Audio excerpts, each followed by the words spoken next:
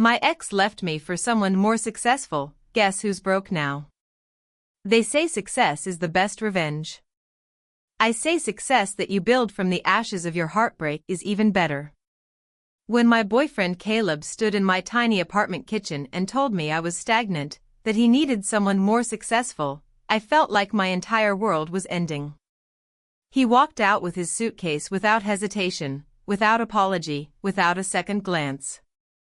Minutes later, literally minutes, he posted a photo with his new partner, captioning it "Upgrading my life." I was humiliated, broken, convinced I'd never be enough for anyone. But here's what he didn't know: while he was busy chasing someone else's success, I was about to build my own empire. This is the story of how rejection became my catalyst, how heartbreak became my fuel, and how the man who left me for someone more successful ended up begging for another chance while I was closing million-dollar deals. He thought I was stagnant. I was just getting started. Hey everyone! Before we dive into today's story, let me know where you're watching from in the comments below. Drop your city or country. We love connecting with our global community. If you're enjoying our content, please hit that subscribe button, smash the like button, and don't forget to click the notification bell so you never miss our amazing stories. Share this with friends who are rebuilding after heartbreak. Now, let's get into Maya's incredible journey. I'm standing in my tiny apartment kitchen still wearing my work apron from the cafe, the smell of coffee and cinnamon still clinging to my clothes, heating up leftover pasta for dinner after another long shift on my feet. Caleb walks in carrying a suitcase I didn't know he'd packed, setting it down by the door with a thud that makes my heart stop. "We need to talk," he says, and his voice has that careful, distant tone people use when they've already made up their minds. My stomach drops. Those 4 words are never good. In 3 years of dating, I've learned to read his moods, and this one screams ending. "What's wrong?" I ask, turning off the stove, my hands suddenly shaking. "Maya, I can't do this anymore." His voice is flat, rehearsed, like he's been practicing this speech in the car on the way here. "You're stagnant. You're stuck. You work at a cafe serving coffee to other people instead of building something for yourself. You talk about starting a business but you never actually do it. You're comfortable being average, and I need more than that." The words hit me like physical blows, each one carefully aimed to hurt. "I'm working on my business plan. You know that. I showed you my research just last week. Plans aren't reality, Maya. Talking isn't doing. I need someone who's already successful, who's already ambitious, who's already going places." He picks up his suitcase, his movements practiced and final. "I'm sorry, but I need someone more successful than you. Someone who pushes me to be better. Someone who matches my energy." "I thought I did push you." "You don't. You hold me back. And I can't spend my life waiting for you to catch up to where I already am." He walks toward the door, toward the exit, toward ending everything we built together. "Caleb, wait." But he doesn't wait. He opens the door and leaves my apartment without looking back. Just like that. 3 years together, 1,000 shared meals, countless inside jokes, plans for a future that just evaporated, and he leaves in under 5 minutes. I stand there frozen, pasta sauce cooling and congealing on the stove, unable to process what just happened. My brain can't catch up to the reality that the person I love just called me a failure and walked out. My phone buzzes in my pocket. A notification. Instagram. With trembling hands, I pull it out. Caleb posted a photo. Already. 2 minutes after walking out my door. It's him with a woman I don't recognize, polished, professional, beautiful, wearing clothes that probably cost more than my monthly rent. They're at some upscale restaurant I could never afford. The caption reads, Upgrading my life rocket. Posted 90 seconds ago. He left me and posted about his new relationship before I could even process the breakup. Before my tears could even start falling. Like I was so easy to replace that he already had someone waiting. My phone explodes with notifications. Friends sending me screenshots, asking if I'm okay, expressing shock and outrage. The comments under his post make it worse. She's gorgeous. Upgrade indeed fire. Moving on to bigger and better things. This is what growth looks like. Each comment is a knife twisting deeper. I turn off my phone and slide down the kitchen cabinet to the floor, finally letting the tears come. The next morning at work, my coworker Janelle pulls me aside during our shift. Hey, I saw. I'm so sorry. She hesitates. Did you know his new girlfriend works at Rothman Investments? Like, she's a senior analyst there. Very successful. The irony is crushing. He left me for being stagnant and immediately found someone at the top of her field. I make it through my shift on autopilot, taking orders, making drinks, smiling at customers while dying inside. That night, I pace my apartment spiraling through every insecurity I've ever had. Maybe he was right. Maybe I am stagnant. Maybe I am too comfortable being average. Maybe I'll never actually start my business. Maybe I'm just a dreamer who works at a cafe and pretends to have ambition. I almost delete my business plan document. My finger hovers over the delete button. But something makes me open my notes app instead. Buried in hundreds of random thoughts, I find something I wrote 3 months ago during a particularly hard shift. Don't quit before the miracle. You're closer than you think. I stare at those words for a long time. Then I open my laptop. Not to delete anything. To finally finish something. My business plan for sustainable skincare has been sitting at 80% complete for 6 months. I've been scared to finish it, scared to actually try, scared of failure. But what do I have to lose now? I'm already at rock bottom. I work until 4 a.m., completing every section, perfecting every detail, researching every number. By sunrise, my business plan is done. And there's a local entrepreneurship grant accepting applications. Deadline, tomorrow. I submit my application with shaking hands and zero expectations.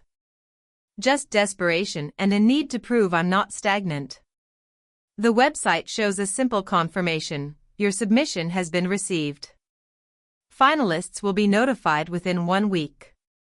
I close my laptop and try not to think about it. Back at work, I overhear customers talking about Caleb. Apparently, his new girlfriend posted them at some exclusive restaurant. They look perfect together, successful, polished, exactly what he wanted. I pour coffee and try to focus on anything else. 5 days later, during my lunch break, my phone rings from an unknown number. Is this Maya Ortiz? Yes. This is Jennifer Chen from the Small Business Innovation Grant. I'm calling to inform you that you've been selected as a finalist. We'd like you to pitch your business concept this Friday at 2 p.m. I nearly dropped my phone. I'm sorry, what? You're one of 10 finalists. The pitch is 5 minutes, followed by Q&A. First place receives $25,000 in funding plus mentorship. Can you attend? Yes. Absolutely yes. When she hangs up, I stare at my phone in disbelief. I'm a finalist. Out of probably hundreds of applications, they chose mine. I have 3 days to prepare a pitch I've never given before. Panic sets in immediately. I don't have professional slides. I don't have a polished presentation. I barely have confidence. But I have something else, nothing left to lose. I spend every free moment rehearsing. In my apartment. On my commute. During my breaks at work. My coworkers think I'm losing it, talking to myself constantly. Janelle finds me in the back room practicing with tears streaming down my face. What's wrong? I have to pitch on Friday and I'm terrified I'm going to fail and prove Caleb right about me being. Stop. She grabs my shoulders. Caleb is an idiot who doesn't get to define you. You're doing something brave. Own it. That night, Caleb's friends post more photos of his glamorous new life. Fancy dinners. Rooftop parties. Designer clothes. Meanwhile, I'm printing my presentation slides at the public library because I can't afford a color printer. The contrast is humiliating. But my mentor from a free business class I took months ago messages me, "Heard you're pitching Friday. Come rehearse with me tomorrow. You're stronger than you think." Friday arrives too fast. I'm wearing my only professional outfit. A blazer Janelle lent me and pants I've had since college. The pitch room is intimidating. Glass walls, 10 judges sitting at a long table, 9 other finalists who all look more prepared than me. When my turn comes, I walk to the front on shaking legs. I start speaking, and my voice trembles. But I push through.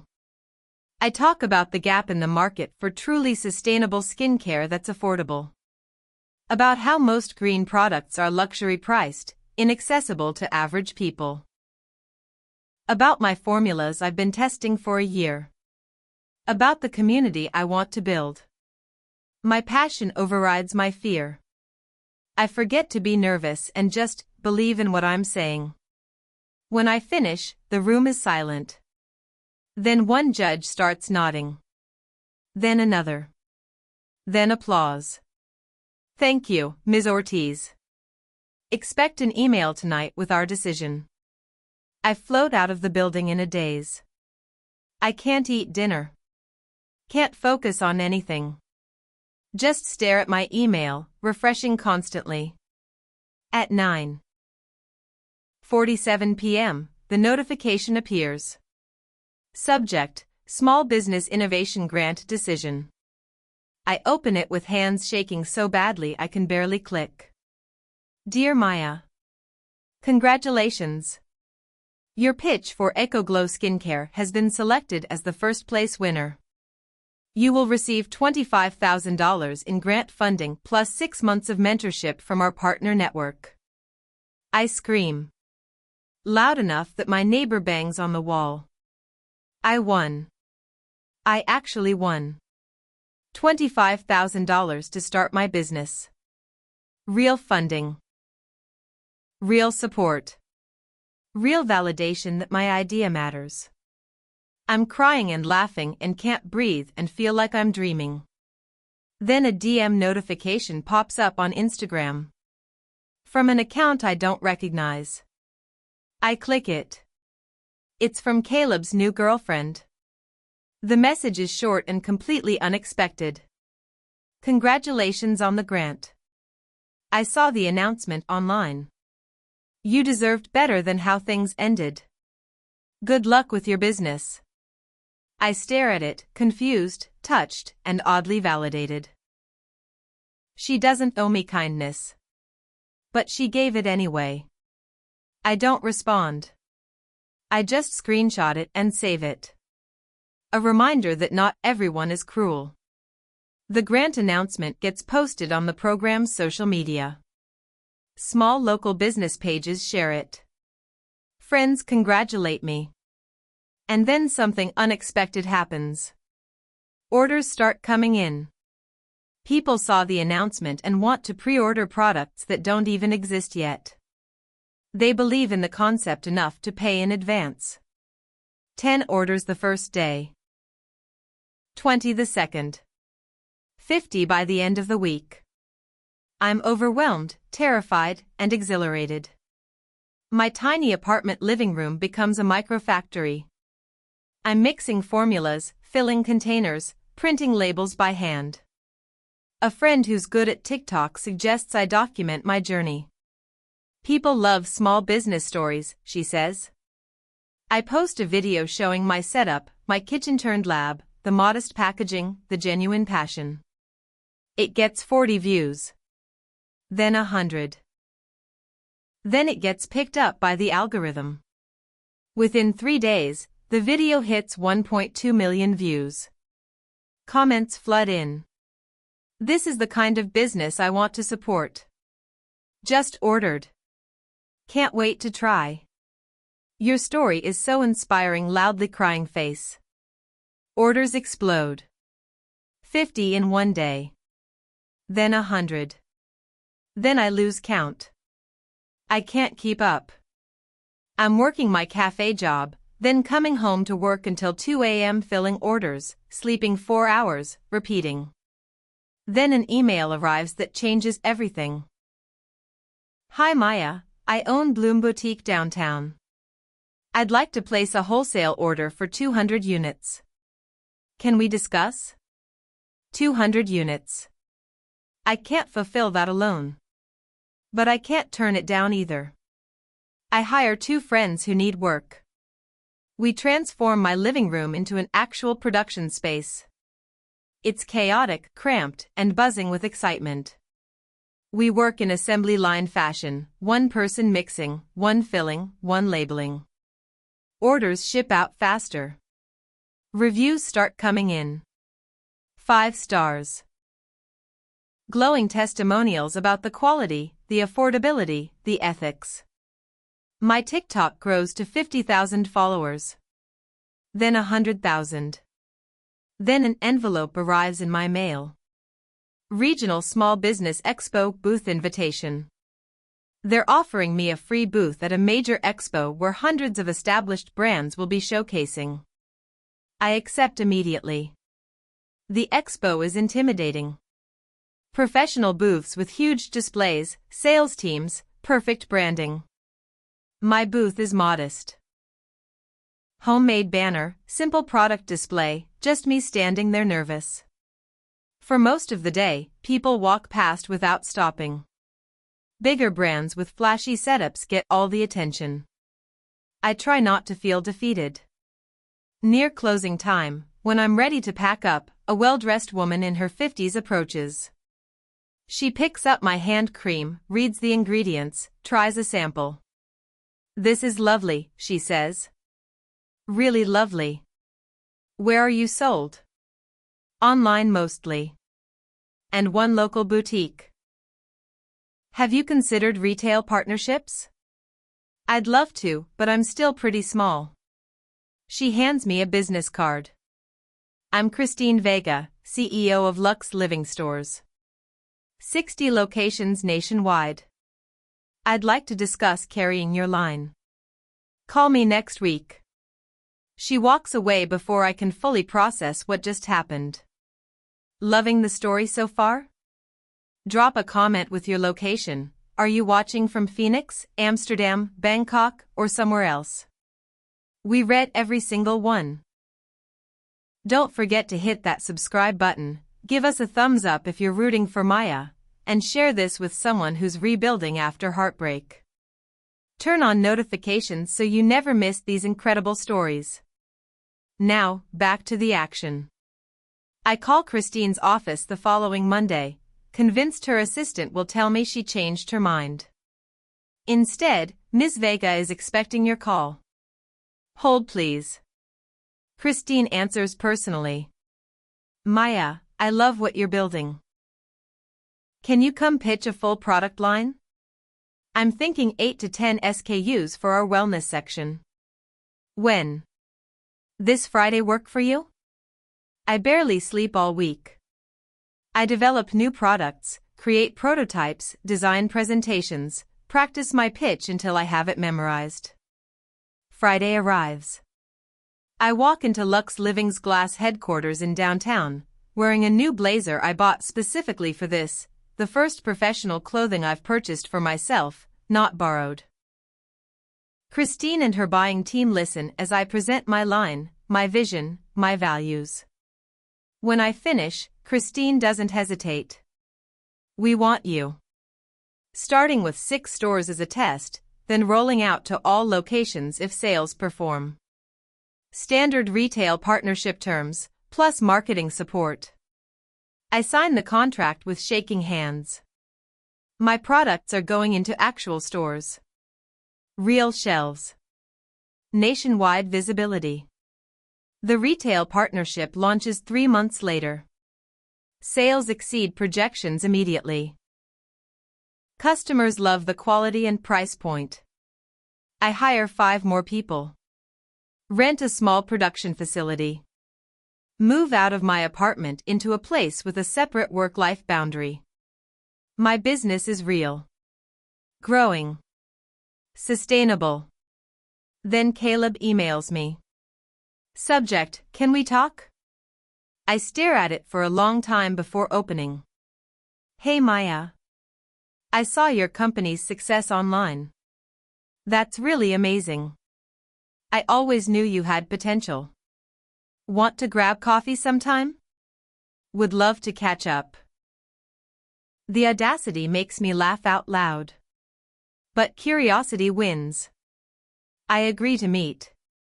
Caleb sits across from me at the same cafe where I used to work, where I spent countless shifts serving entitled customers, dreaming of something more, building my plans in stolen moments between orders. The irony of him choosing this location isn't lost on me.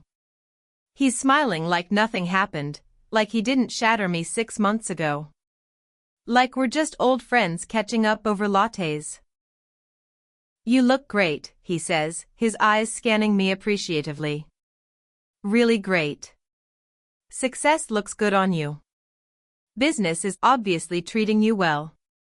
It is, I say neutrally, refusing to give him more. I've been following your company online. The Instagram, the features, the retail partnership. It's really impressive. He leans forward conspiratorially. I always knew you had it in you. I told you that, remember? Back when we were together, I always said you were capable of great things. I blink slowly, unable to believe what I'm hearing. No, Caleb. You told me I was stagnant. You told me I was comfortable being average. You told me you needed someone more successful and left me for exactly that reason. He waves his hand dismissively, like he's swatting away an inconvenient truth. I was just trying to motivate you, push you to be better. Tough love, you know? And look, it worked, right? Look at you now. You built an amazing business. In a way, I helped you get here.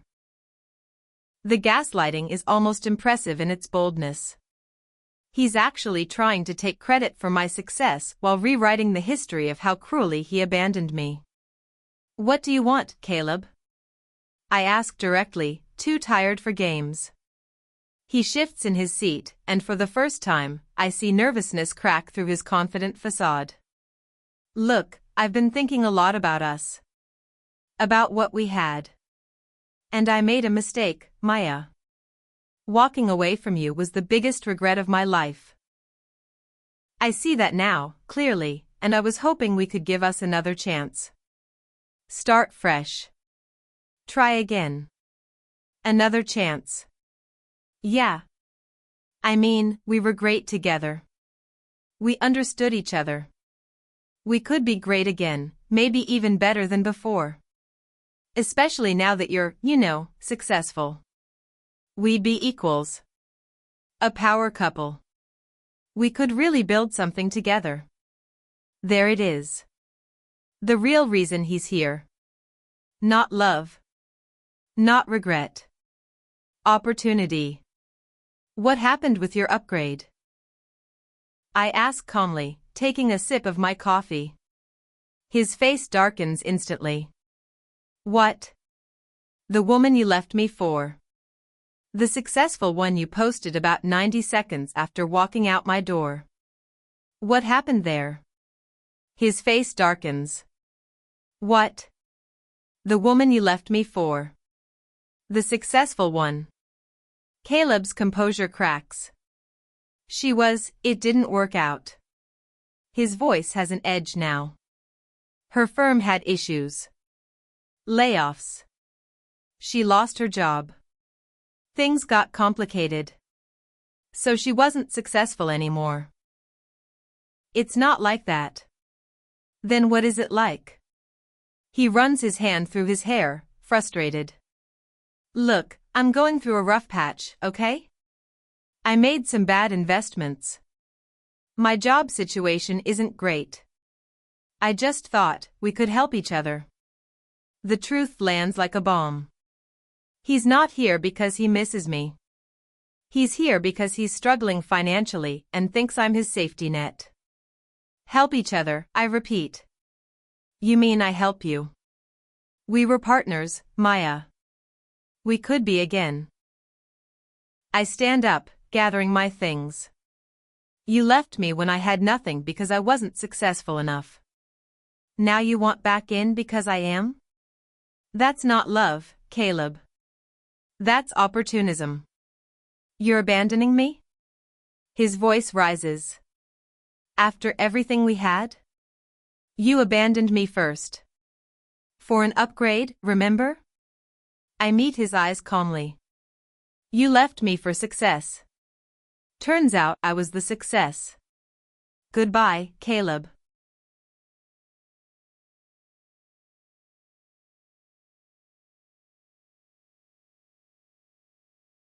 I walk out feeling lighter than I've felt in months. My phone rings before I even reach my car. Christine. Maya, quick question. How would you feel about expanding your product line?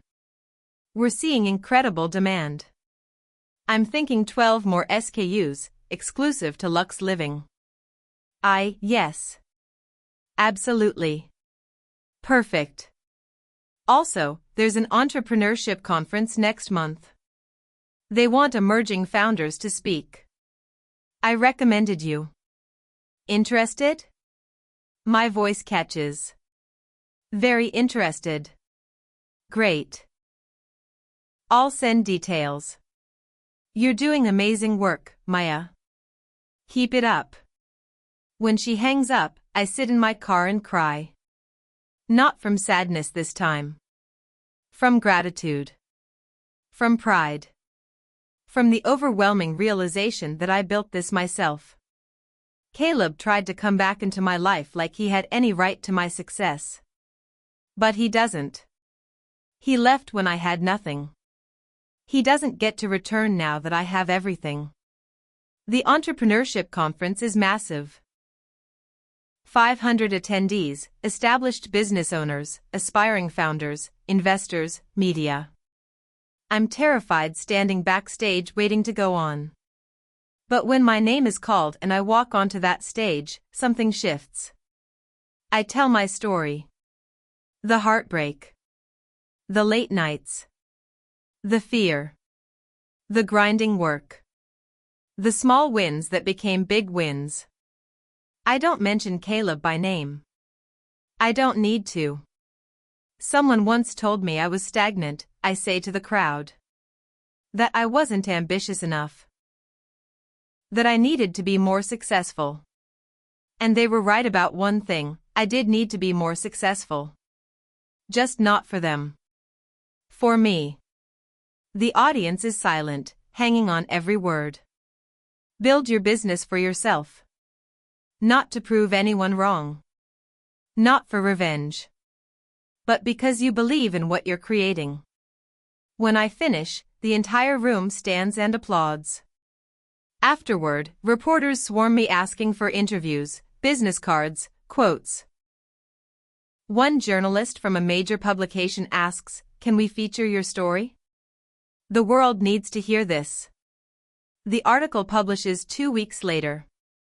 Local founder turns Heartbreak into a $10 million skincare empire. The number is an estimation based on current valuation, projected growth, and retail partnerships. But seeing it in print makes it real. $10 million. From a tiny apartment kitchen to a multi-million-dollar company in under a year. The article goes viral. Shares. Comments.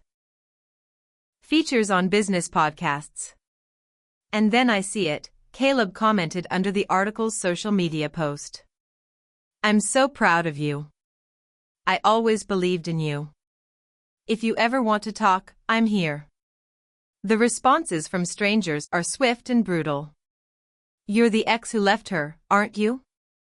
I always believed in you, boy by skull. The audacity is truly unmatched. I don't respond to his comment. I don't block him. I just don't care anymore. Brands reach out wanting collaborations. Influencers want to feature my products. Podcasts want interviews. My social media explodes. 200,000 followers. Then 500,000. Every day brings new opportunities one never imagined. Then the email that changes everything arrives. Dear Ms. Ortiz, we're interested in discussing an investment opportunity in EcoGlow skincare. Our firm specializes in helping sustainable brands scale nationally and internationally. Would you be open to a conversation? Pinnacle Ventures. An actual investment firm wants to buy equity in my company. I schedule a call, then a meeting, then a full pitch presentation. They offer to buy 20% of my company for $2 million, plus mentorship, connections, and resources to scale globally. $2 million. I negotiate them up to $2.5 million for 18%. We shake hands. The deal is done. The news breaks in business publications. My company is officially valued at over $13 million. Forbes emails requesting an interview for their 30 under 30 list consideration. I do the interview. The photo shoot. The whole surreal experience. My story trends on social media. Not just in business circles, everywhere. And Caleb sends one last message. Maya, I'm sorry. I never thought you'd become this. I made a terrible mistake. I know I don't deserve it, but is there any chance we could talk? Just talk? I read it once. I think about the girl crying on her kitchen floor 6 months ago, convinced she was stagnant, convinced she'd never be enough. Then I delete the message without responding. He doesn't deserve my energy. Not even the energy it takes to say no. My retailer Christine calls with news that makes me scream. International expansion just got approved. We're launching in Canada, UK, and Australia. Your line will be part of the initial rollout. Congratulations, Maya. You're going global. Global. My products created in my apartment kitchen are going global. I hire a proper team, operations manager, marketing director, product developer. People with actual expertise who believe in the mission. We move into a real office space with a warehouse attached. Everything is growing faster than I can process. Forbes publishes the article. My face is literally on Forbes' website. The girl Caleb called stagnant is on Forbes. Investors continue reaching out. We're in talks with major retailers across 3 continents. Production scales up to meet demand that keeps exceeding projections. I'm invited to speak at a university as a guest lecturer. Students ask how I did it. I didn't have a choice, I tell them honestly. Starting my business wasn't brave. It was survival. When you're at rock bottom, the only way is up. After the lecture, a student approaches me crying. My boyfriend just left me because he said I wasn't ambitious enough. Your story gave me hope. I hug her and tell her what I wish someone had told me, his loss. Your gain. Now go build something amazing. 1 year after Caleb left, I stand in my new office overlooking the city. Floor-to-ceiling windows. My name on the door. My team working around me. My products sit on shelves in 4 countries. My company is valued at over $20 million. I employ 30 people. I think about that night on my kitchen floor, about the voice memo I almost deleted, about the business plan I almost gave up on. I think about Caleb's words, "You're stagnant." And I smile. Because he was wrong. I wasn't stagnant. I was germinating. Getting ready to grow into something he could never imagine. My phone rings. Unknown number. I answer. Is this Maya Ortiz? This is Ellen Cho from Forbes. Your 30 under 30 application has been approved. Congratulations. The announcement will be next month. Forbes 30 under 30. I made it. The Forbes announcement brings another wave of media attention. Interviews. Features. Podcast appearances. And inevitably, journalists ask about my inspiration. I tell them the truth without naming names. Someone told me I wasn't enough. I decided to prove them wrong. Then I realized I wasn't proving anything to them, I was discovering everything about myself. My story resonates with millions of people who've been told they're not enough, not ambitious enough, not successful enough. I get thousands of messages from people starting their own businesses after heartbreak, after rejection, after someone made them feel small. You inspired me to start my bakery. I left my toxic relationship and launched my coaching practice. Your story made me believe I could do it too. This is bigger than revenge. Bigger than proving Caleb wrong. This is about showing people that rejection is redirection. I'm in a board meeting discussing our expansion into Asia when my assistant brings me a package. This just arrived. Marked urgent. I open it during a break. Inside is a letter, handwritten, from Caleb. Maya.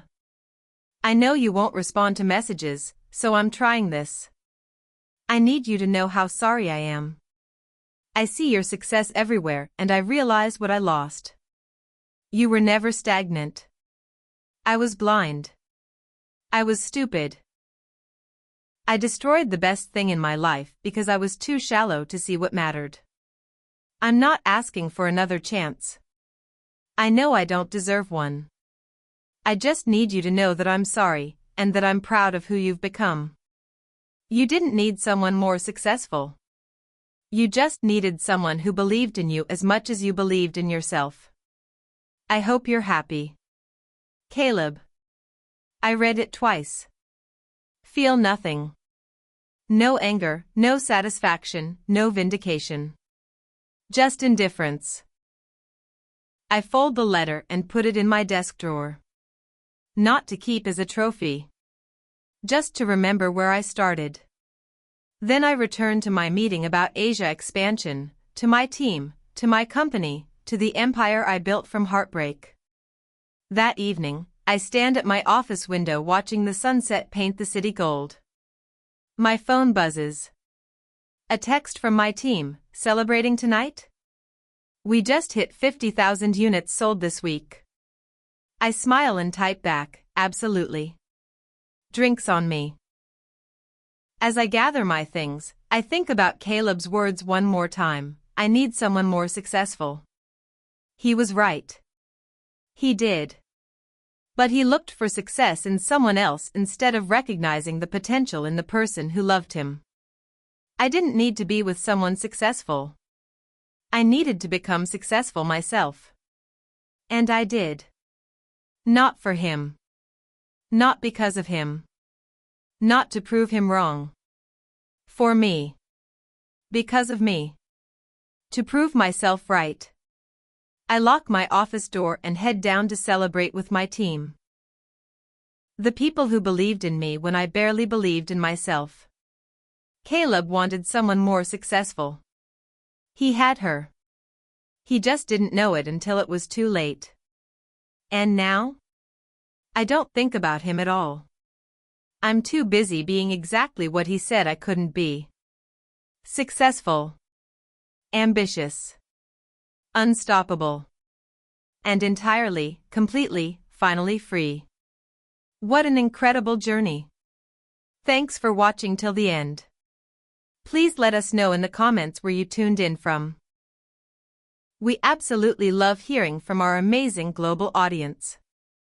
Don't forget to subscribe if you haven't already, give us a thumbs up if Maya's story inspired you, share this with someone who's rebuilding after heartbreak, and hit that notification bell so you catch all our future stories. Remember, the people who leave you for someone better never realize they already had the best. Keep building. Keep growing. Keep proving yourself right, not them wrong. See you in the next one.